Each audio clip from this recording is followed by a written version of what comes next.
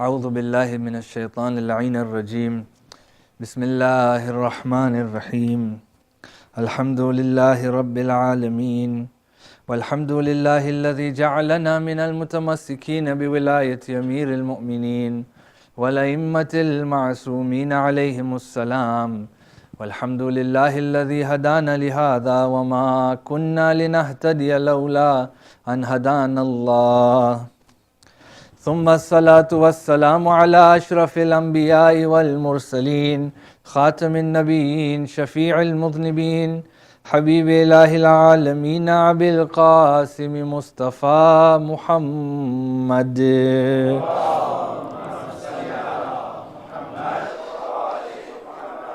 وعلى آل بيته الطيبين الطاهرين المعصومين ولعنة الله على أعدائهم أجمعين من يوم عداوتهم إلى يوم الدين أما بعد فقد قال الله عز وجل في كتابه الحكيم وهو أصدق القائلين بسم الله الرحمن الرحيم الذين آمنوا وتطمئن قلوبهم بذكر الله ألا بذكر الله تطمئن القلوب آمنا بالله صدق الله العلي العظيم صل على محمد وآل محمد أما بعد السلام عليكم جميعا ورحمة الله وبركاته. I begin in the name of Allah subhanahu wa ta'ala. There is no doubt that it's due to His kindness and generosity. He provides for us opportunities such as these where we gather together in remembrance of Him tabaraka wa ta'ala. Next we send our heartfelt condolences to our 12th and living Imam, Imam al-Hujjah, Ajjalallahu ta'ala farajahu sharif. Allahumma salli ala Muhammad wa ali Muhammad. And to each and every one of you as we gather to commemorate the istishhad anniversary of our 7th Imam, Imam Musa al-Kadhim alayhi afdalus salatu wassalam. Allahumma salli ala Muhammad wa ali Muhammad. Again, for those who have been with us for the past few weeks, we have been on a specific theme, and the theme is to prepare for the holy month of Ramadan through understanding what entails worship, what entails ibadah. And last week or last time we had a function, we then went into a specific act of ibadah, which is considered to be the greatest act of worship there is, and that is Dhikrullah ta'ala, the remembrance of Allah subhanahu wa ta'ala. And we gave proofs as to why it is considered the greatest act of worship, which can be found in the earlier lectures. In discussing Dhikrullah ta'ala, we always begin with the Holy Quran, and we discussed a few verses of the Holy Quran last time. We said that there are about 292 verses in the Holy Quran which specifically have the word dhikr in its different conjugations found in the Holy Quran. That means 292 times God is describing the importance of remembrance. Dhikr is remembrance, right? Oftentimes we correlate dhikr with tasbih, for example, or dhikr with by saying something or mentioning something. But inshallah, as we go through these lectures, which will continue hopefully on this theme for a few more weeks because of the depth of this material, we'll understand that really dhikrullah is a way of life and is not specific acts of recitation that constitutes or that makes up the dhikr of Allah subhanahu wa ta'ala. Some of the verses that we discussed last time, just so that we can have some connection from last time, we discussed a few verses from the Holy Quran, and what we concluded from these verses is that first, it's not enough that we remember God. Rather, God tells us in the Quran to remember Him frequently. Yeah, He says, Bismillahir Rahmanir Rahim in Surah Al-Ahzab, verse 41, Ya ayyuhalladhina amanu dhkurullaha dhikran kathira. Yeah, He says, O you who believe, remember Allah with a frequent remembrance. Dhikran kathira. وَسَبِّحُوهُ bukratan wa asila. And He says that, and glorify Him in the morning and in the evening. Very interestingly, just from earlier, we had some connections were made. The same sabbihuhu bukratan wa asila, similar phrase, or if not the same phrase, is used to describe the house in which the light of God is found. Yeah, remember we talked about that in the verse of Nur, when God says, "Fi buyutin adhina Allahu an turfa'a wa yuzkara fiha ismuhu." And then what is the qualities of the house? They glorify God morning and evening. So here God tells us, remember God with a frequent remembrance and glorify Him morning and evening. So it shows us that dhikr is not just glorifying God the way He's telling us to glorify Him here, through tasbih, for example, but dhikr is far more than that, far more encompassing than that. But this is the first thing that we concluded, is that it's not enough that I remember God partially or sometimes. Rather, God tells us to remember Him frequently and all of the time. The next conclusion that we drew from the verses was that remembering Allah subhanahu wa ta'ala is a prerequisite for Allah subhanahu wa ta'ala to remember us. That means I have to remember Him first if I expect Him to remember me.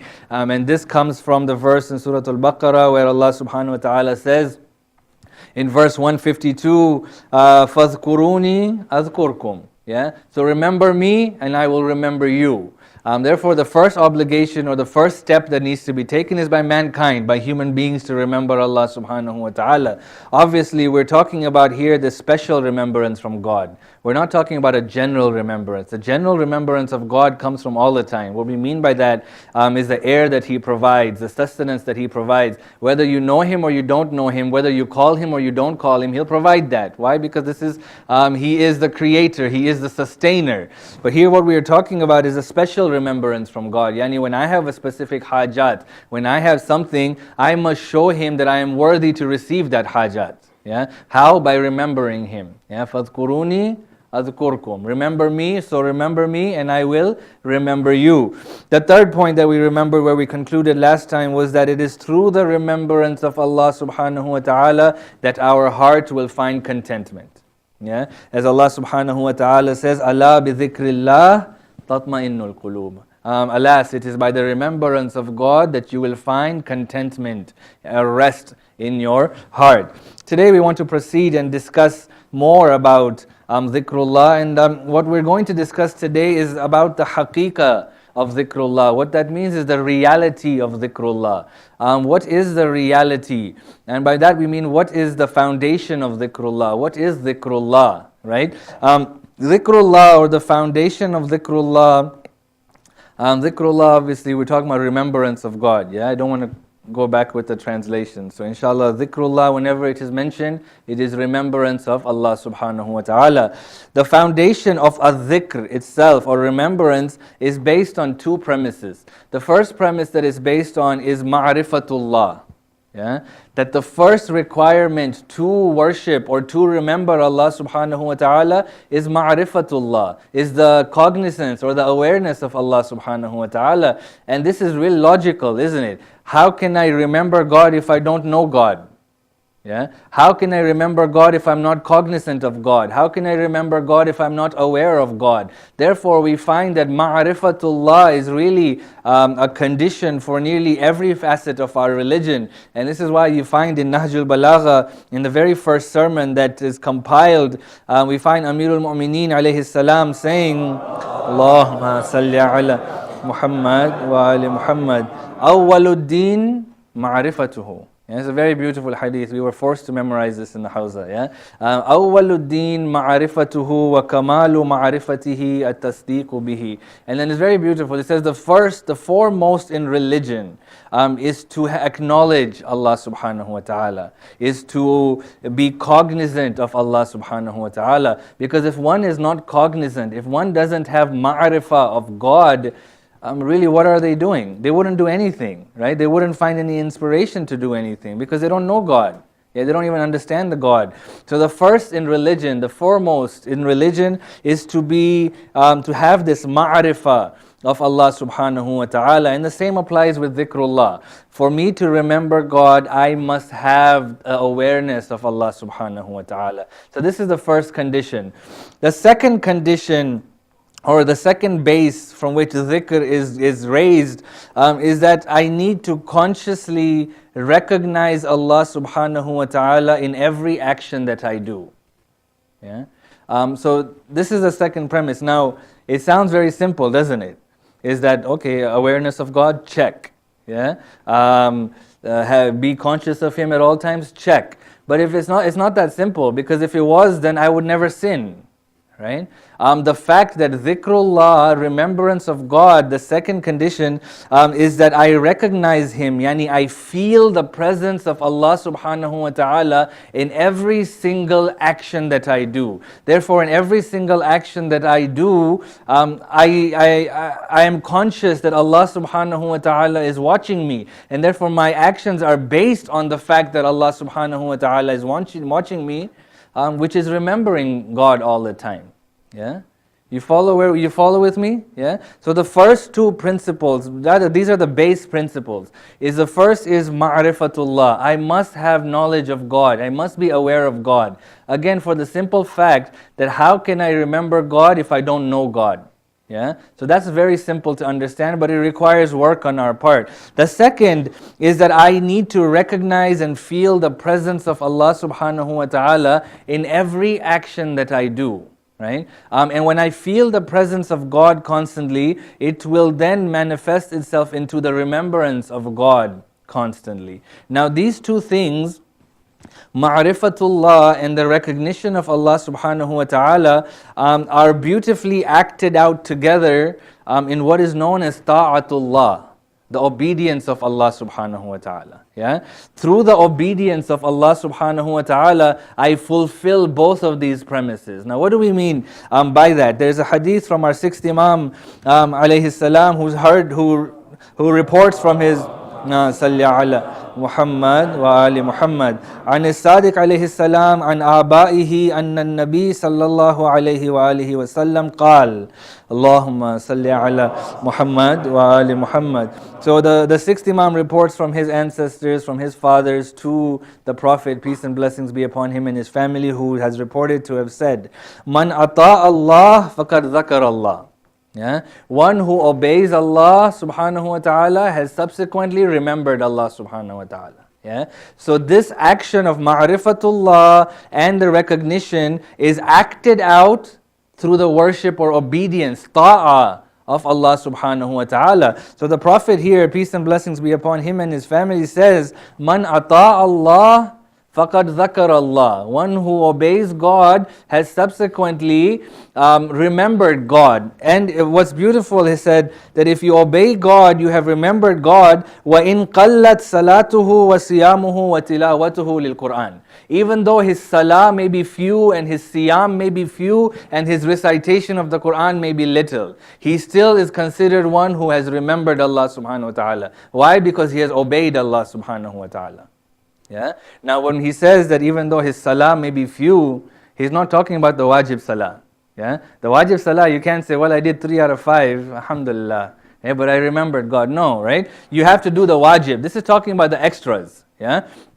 You don't need to do extras if you fulfill the condition of ta'atullah. That extras will give you a higher rank, there is no doubt. Yeah? But to be considered as one who is remembered Allah subhanahu wa ta'ala frequently, what's the base requirement is ta'atullah, is the obedience of Allah subhanahu wa ta'ala. And then on the other flip hand, the Prophet, peace and blessings be upon him and his family, says, وَمَنْ عَصَى اللَّهِ فَقَدْ نَسِيَ اللَّهِ وَإِن كَثُرَتْ صَلَاتُهُ وَصِيَامُهُ وَتِلَاوَتُهُ لِلْقُرْآنِ. And when one disobeys Allah, he has subsequently forgotten Allah. Even though his salah may be a lot and his siyam may be a lot and he recites the Quran a lot.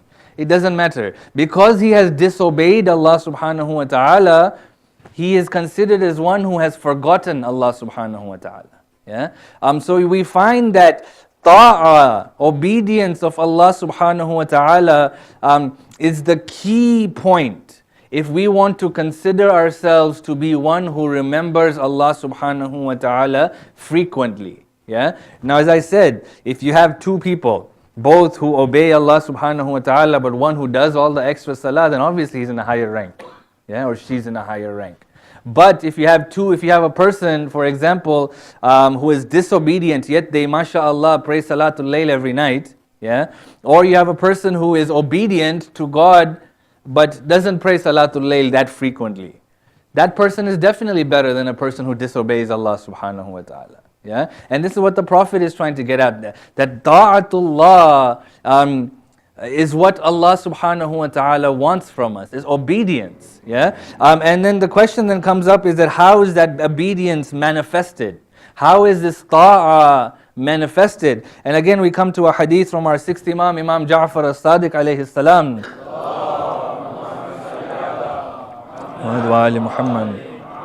This is very interesting. He says, "Min ashadda ma faradallahu ala khalqihi dhikrullahi kathira."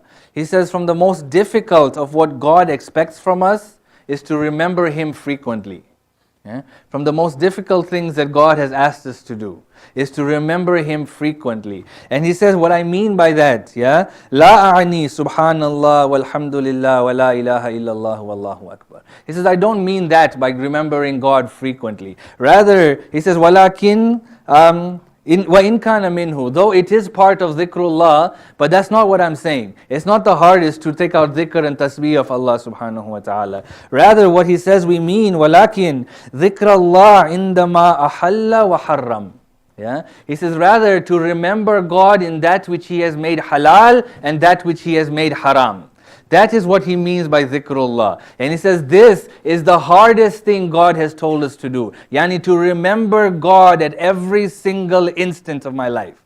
This is halal, I do it. This is wajib, I do it. This is haram, I avoid it. Why? Because God has said so. Yeah. Therefore, what happens, and the Imam continues, he says, فَإِنْ كَانَ طَاعَةً عَمِلَ بِهَا وَإِنْ كَانَ مَعْصِيَةً تَرَكَهَا. So if you find it to be an act of obedience, you do it. And if you find it to be an act of disobedience, you leave it. No questions asked.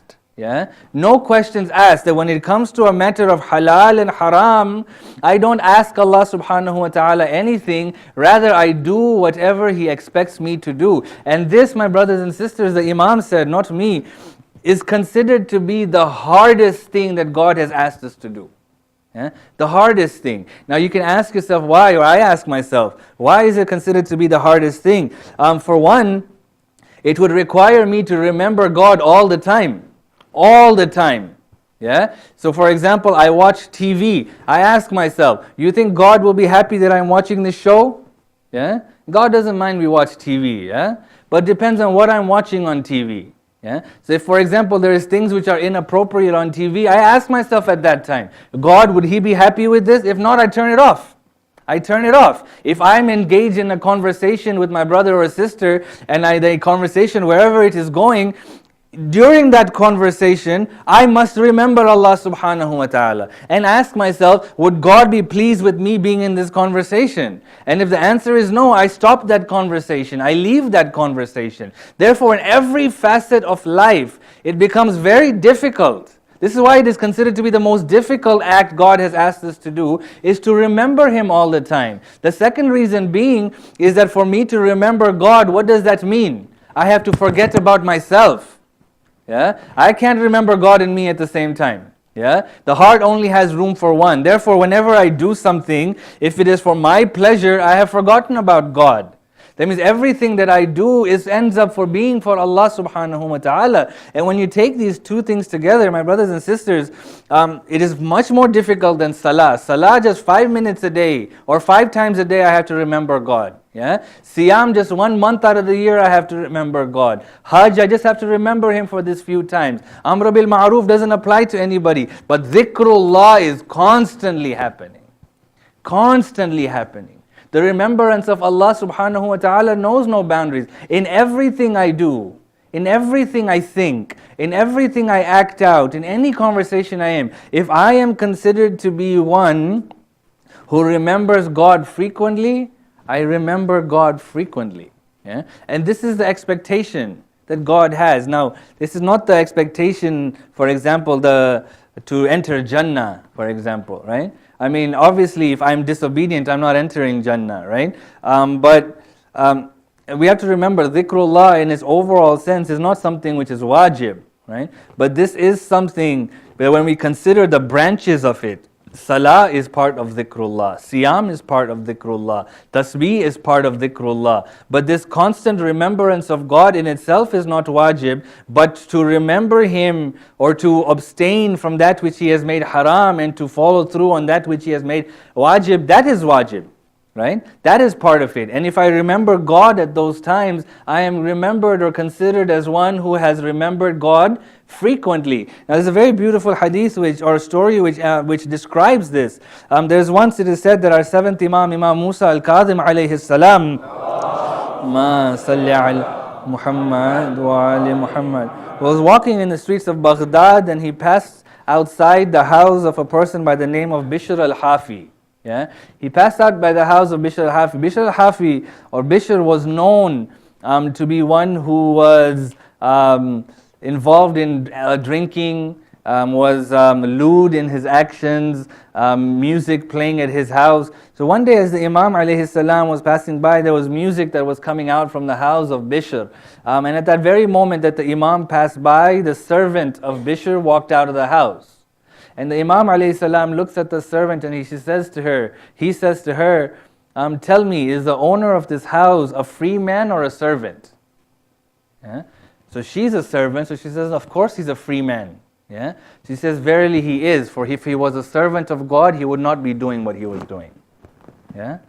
Yani if you were thinking about Allah subhanahu wa ta'ala, you would not dare disobey Allah subhanahu wa ta'ala. Yeah? So therefore he considers himself to be a free man. It is said that when she went back into the house and reported to Bishr what happened, it struck a chord with Bishr in such a manner that Bishr ran out of the house and caught up with the Imam, sought forgiveness at the hands of Imam. And very interestingly, when you read the books of history, for example, Tariq al-Baghdad, if you read the history of Baghdad, it says that Bishr turns out to be one of the most perfect servants of God after that incident. Yeah? Never sinning again, doing amra bil ma'roof, never having music at his house or lewd conduct going on. He changed the course of his action, and it actually says, for example, when people talk about him, they say Baghdad did not graduate anyone more perfect in intellect and greater in preserving the tongue than Bishr bin al-Harith.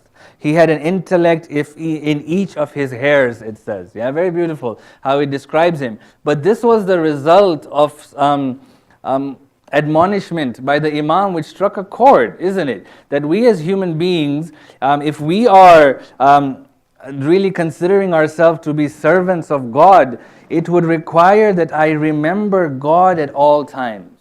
Yeah? Dhikrullah, kathira is what Allah subhanahu wa ta'ala wants from me. Yani in every action, I ask myself, would God be pleased with this? What would God think about this? It's always like I've said, I think I've said many times, Christians or Catholics have bumper stickers saying WWJD, isn't it? What would Jesus do? Yeah, it's similar for us. What would Allah think? Yeah, WWAT. Yeah, somebody make it. All right, WWAT. What would Allah subhanahu wa ta'ala think? Yeah, in every instant. Imagine how life would become if I had that reality or that question that I ask myself at all times. If I asked myself, really any one of us, I have no doubt that if na'udhu billah, if we were going to engage in something doubtful, and not even haram, because I don't think none of us would engage in something haram, yeah? But let's say when it comes to something doubtful, and if this thought or this question crossed my mind at that time, which one of us would have the audacity to do that? Yeah? Which one? Nobody. None of us. Yeah? No matter which level of ubudiyya we are in, if we were to ask this question at that time, none of us would have the audacity to do that particular thing. And this is what it means in Dhikrullah kathira, that in every instant of your life, you remember God. Now, the reason it's not easy is because we are constantly distracted by our own desires, by the world. And this is a very beautiful explanation of the world that is given to us by our seventh Imam, Imam Musa al-Kadhim alayhi salam. Allahumma salli ala Muhammad wa ali Muhammad. The next few hadith are about the Imam. It's still about the remembrance of God, but it is connecting to the life of our Imam. There's a very beautiful conversation that our seventh Imam alayhi salam has with Hisham ibn Hakam. Hisham ibn Hakam was one of the close companions of our 6th Imam, who obviously lived into the life of the 7th Imam. And this conversation is found in Tuhful Uqul. Tuhful Uqul is one of our great books that we have, in which there's basically, it discusses the maxims or sayings of the 12 Imams. Yeah? I think we had ordered it here, and it's online. You can find it. And then in the chapter of the 7th Imam, there's a lengthy conversation that he has with Hisham bin al-Hakam. Some parts of it are very interesting. The Imam alayhi salam says, Ya Hisham, inna mathala dunya mathalul hayya, massuha layyinun wa fi jawfiha as-sammul qatilun. Al-sammul qatil. Yahdharuha ar-rijalu dhul aqul. وَيَهْوِي إِلَيْهِ السِّبْيَانُ بِأَيْدِيهِمْ.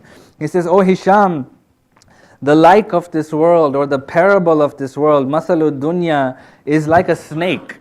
Yeah? He says, the parable of the world is a snake. It is soft in touch, but it bears poison inside its mouth. Yeah? The intelligent man fears the snake, while the young child hurries towards it. Yeah? Very beautiful explanation. The similar explanation is given by Amirul Mu'mineen alayhi salam in Nahj al-Balagha. Allahumma salli ala Muhammad. Where he says, Masalud dunya, masalul hayya, layinun massuha, qatilun summuha. But this is what the Imam alayhi salam describes, isn't it? That the world as we see it seems very beautiful. Why shouldn't it be beautiful, right? There are parts of it which are ugly, but there are other parts of it in which my desires are satisfied, whether it comes to food, whether it comes to marriage, whether it comes to seeing my daughter smile, for example. All of these are part of worldly actions. We can't separate and say the world is all bad. This would be denouncing or rejecting the benefits or the ni'mah of Allah subhanahu wa ta'ala. So the world is good. But we have to remember that the world is like a snake, the Imam. So many Imams have described it in this manner, where it's so soft to touch. If any of you have touched a snake, right? Snakes are, mashallah, very soft to touch. But inside it, there is a venom, there is a poison, which can, by one strike, it can kill us. Same thing can happen for dunya, isn't it? That the more I get engrossed in the beauty of dunya, the more it will distance me from the remembrance of Allah subhanahu wa ta'ala, which will subsequently kill me. Yeah, spiritually, if not eventually physically. So this is the first thing that the Imam alayhi salam says. Then the Imam alayhi salam says, "O Hisham, be tolerant in the acts of obedience to God, and be steadfast against the acts of disobedience to Him. Ya Hisham, isbir ala ta'atillah wa isbir an ma'asiyillah." Yani be patient when it comes to obeying God, and be patient when it comes to disobeying God. Yeah, both of these require patience. We've talked about this so many times.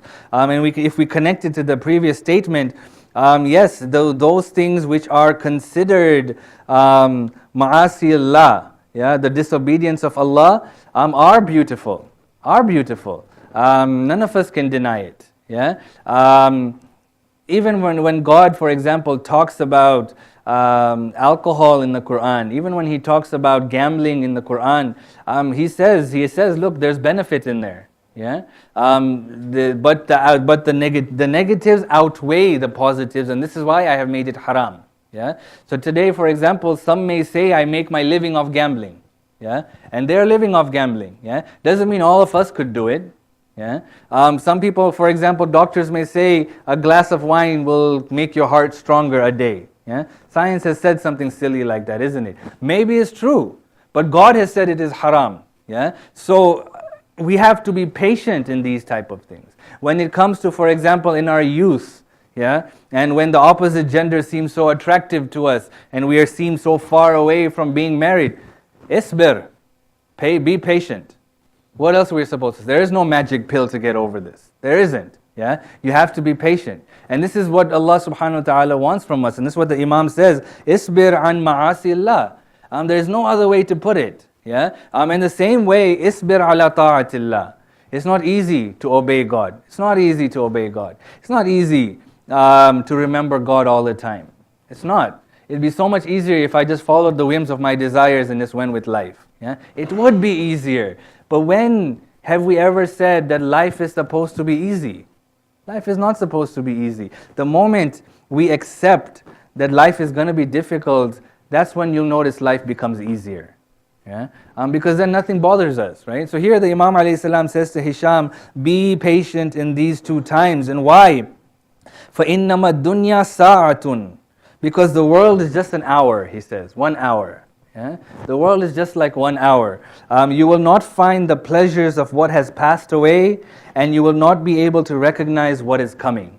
Yeah? So be patient in that hour and you will attain bliss. Subhanallah. Yeah? That which has passed, you will never get it back now. Yeah? You enjoyed that, you will never be able to enjoy it in that same manner again. Yeah? Think about it. When I was younger, I don't know where I went, and maybe some of you have done this. I went for a vacation, and it was a week-long vacation. At the end of that vacation, I had such a blast. The first 5 or 6 days, I said, let me stretch it out for another week. That second week was a horrible week. Yeah, just a horrible week in so many ways. Yeah, and I don't know if that's ever happened to you. Is that you want to extend that fun, but you find out, you know what? It's not that fun. Yeah, I wish I had gone back. You eat a good burger or a good steak, and in the middle of it, because you're not full yet, you say, this is a really good steak, I'm going to order a second one. And then you order a second one, and you're like, whoa, I can barely finish the first. Yeah, why? But this is the way dunya works. Yeah, is that you'll never be able to reach that same pleasure. God lets us have pleasure, like that steak. It's a pleasureful thing from God. Yeah, like a vacation, it's a pleasureful thing from God. But you says you'll not be able to duplicate. I let you taste it. I let you have it. Doesn't mean you can have it forever. Yeah, this is what God is saying, and this is what the Imam ﷺ here is telling us, that life is 1 hour long. Yeah, all you have to do is be patient in that hour. Just be patient, and you will attain bliss. Yeah? Don't go back, don't go for attain bliss by remaining patient, and you will not be able to recognize what is coming. Be patient in that hour. This again is a very beautiful parable the Imam says. He says, Ya Hisham, مثل الدنيا مثل ماء البحر كلما شرب منه العطشان ازداد عطشانا حتى يقتله. Yeah? He says, Oh Hisham, the like of this world, or the parable of this world, is that of seawater, or the ocean. Yeah? Whenever a thirsty person goes there and drinks water, all it will do is add more thirst to him, and eventually it will kill him. Yeah? And this is the way dunya is. Yeah? You find people constantly chasing things, constantly trying to attain these things because of many reasons, because of Hollywood, whatever the reason is, because maybe we are being tempted by our Western friends. We are living in the West. We can't deny that. Yeah, we will be tempted by these things, especially our children. Imagine if for those who are not going to Muslim school or Islamic school, for example, they are surrounded by Westerners, yeah, with Western ideologies, Western ideas. It would be naive of us to think that our children will not be not converted or will not be tempted by these type of things. It would be naive for us to think that. Yeah, but here we have to realize that anyone who chases these things, anyone who chases that which God has not prescribed, will die thirsty the way these people will die thirsty. They will chase, and in the end they will end up with nothing. Yeah. So this is some of the beauty that the Imam has described. Now, this doesn't mean, like I've said, that we should not enjoy dunya. This doesn't mean that. Yeah, I'm not saying we shouldn't enjoy it. I've been talking about eat a steak. Go eat a steak. Yeah, I've been talking about going on vacation. There's nothing wrong about these things. It's just important to remember that in those things, the constant remembrance of God should be there, right? And if the constant remembrance of God is there in that which is allowed, then we would not cross the limits of that which is not allowed. Did that make sense? Yes? Shows how much you're listening to me by you nodding. Yeah, if we remember God, I forgot what I said. Sallu ala Muhammad wa ali Muhammad. Allahumma salli ala. I think we can recite a louder salawat. Allahumma salli ala wa ali Muhammad. If we remember God in that which He has made halal and enjoyable for us, we will remember Him before we cross over to that which is haram. Yeah? Before we have overdone it with that which has been made halal, we will remember Him. Now, I want to end with this hadith, because this hadith talks about the enjoyment from the Imam, from the seventh Imam alayhi salam, about the enjoyment of the pleasures of dunya. He says in this hadith, he says, try to divide your time into 4 parts. Yeah? This is good information for people. The first part should be dedicated to secret supplication to God. Yeah? First part of the day. Dedicated to secret, not first part of the day, 4 parts. Yeah? Your day is divided in 4 parts. The first part should be dedicated to secret supplication. Munajatillah. Munajat, as we said, is a whisper to God. Yes, this is between you and Him.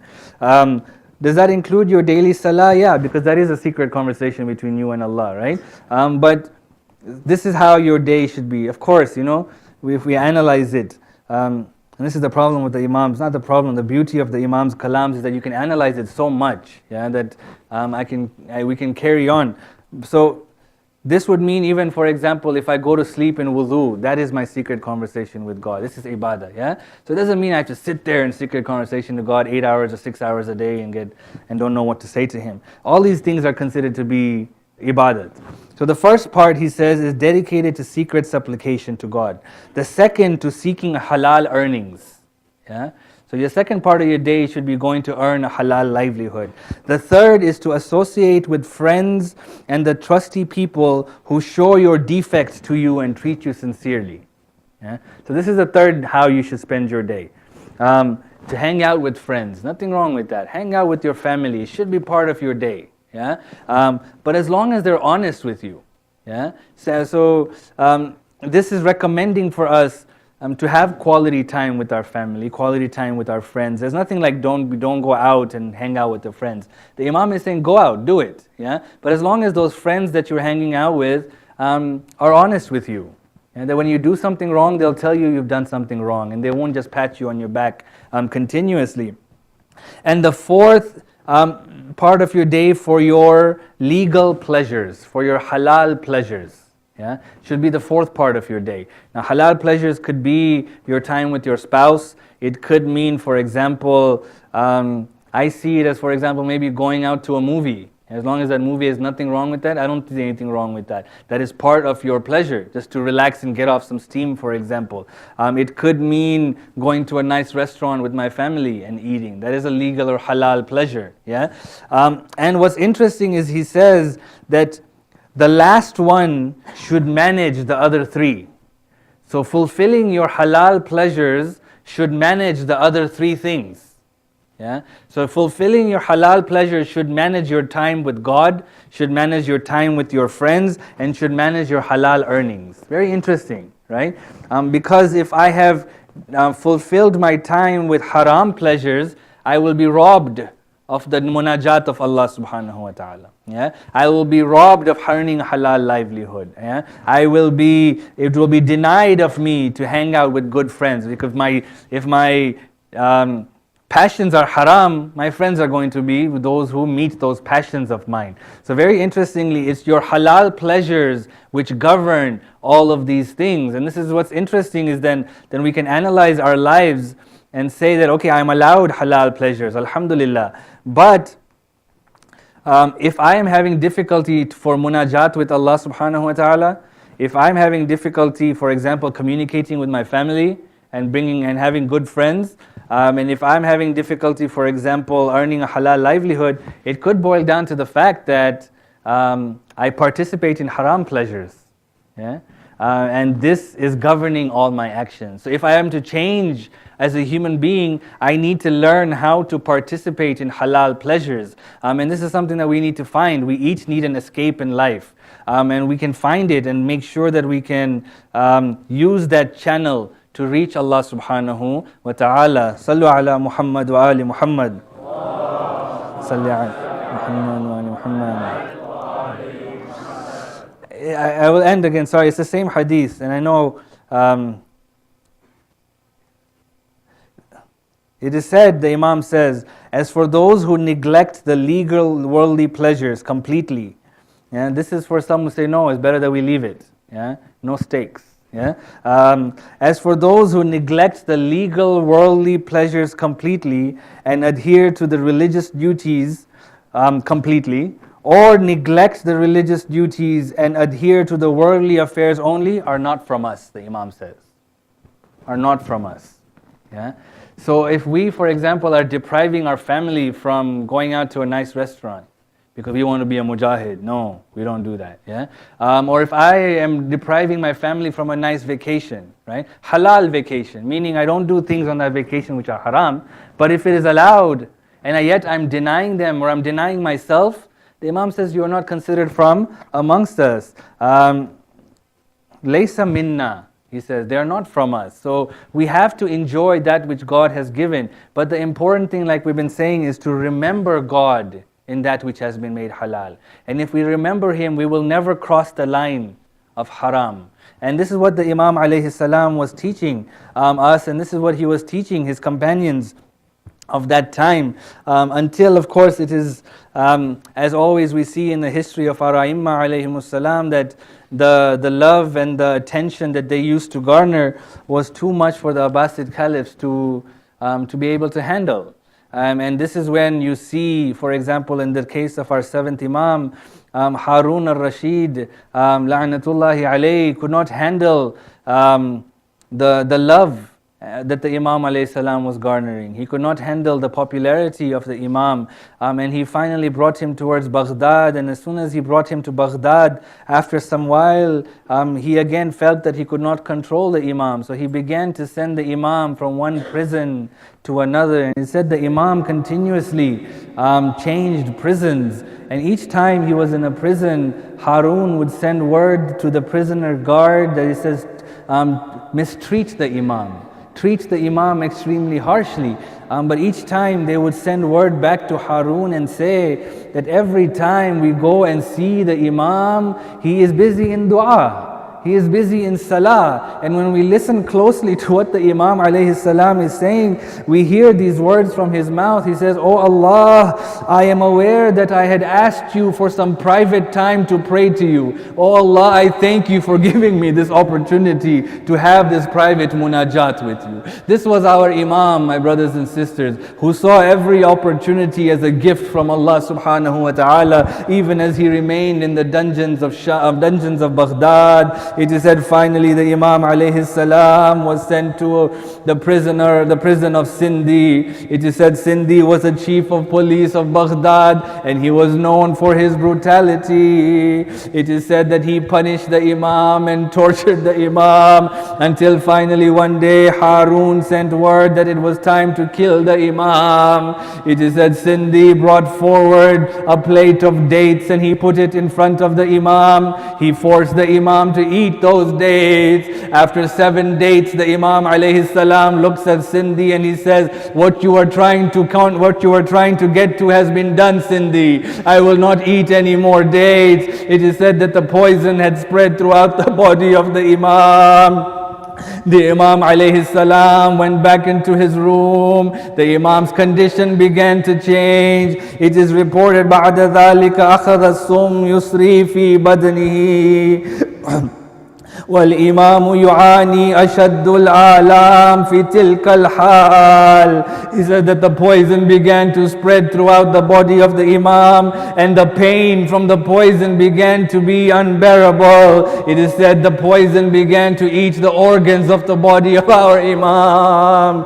وأحاط به الحزن حيث لا أحد من أولاده وأهله عنده. He says, and he began to get sadness began to overcome the Imam, as there was nobody from his family who was close by. There was nobody from amongst those of his Shia who were close by to console the Imam. And for a few days it is said the Imam stayed in this tent, in this realm of pain without anybody there being there to help the Imam alayhi salam. It is said until the Imam alayhi salam knew that it was time for him to depart this world, the Imam laid down on his bed. Sweat drops began to come upon the forehead of the Imam. He laid his feet towards Qibla and stretched his legs until the soul departed his body. Rahimallahu man نادى wa imama. We say to our 8th Imam, our condolences are with you, Ya Imam al-Rida. We can only imagine how difficult it must have been to watch the body of your father, knowing that he suffered alone for a few days. But our hearts and minds go to Imam as-Sajjad, who had to leave the plains of Karbala while he saw the body of his father and his brothers and the companions remain on that ground without ghusl and kafan. فَسَيَعْلَمُ الَّذِينَ ظَلَمُوا أَيَّ مُنْقَلَبٍ يَنْقَلِبُونَ وَالْعَاقِبَةُ لِلْمُتَّقِينَ إِنَّا لِلَّهِ وَإِنَّا إِلَيْهِ رَاجِعُونَ. We ask Allah subhanahu wa ta'ala to hasten the return of our Imam. We ask Allah subhanahu wa ta'ala to forgive the sins of our parents and loved ones. We ask Allah subhanahu wa ta'ala for those who are going through difficulty that He end their difficulty. For those who have asked us to remember them in our prayers, Ya Allah, please accept their hajat. And we ask Allah subhanahu wa ta'ala that to allow us to visit the shrine of Imam al-Kadhim alayhi salam. And for those who are there right now, that He return them back home safely, inshaAllah. Matame Hussein.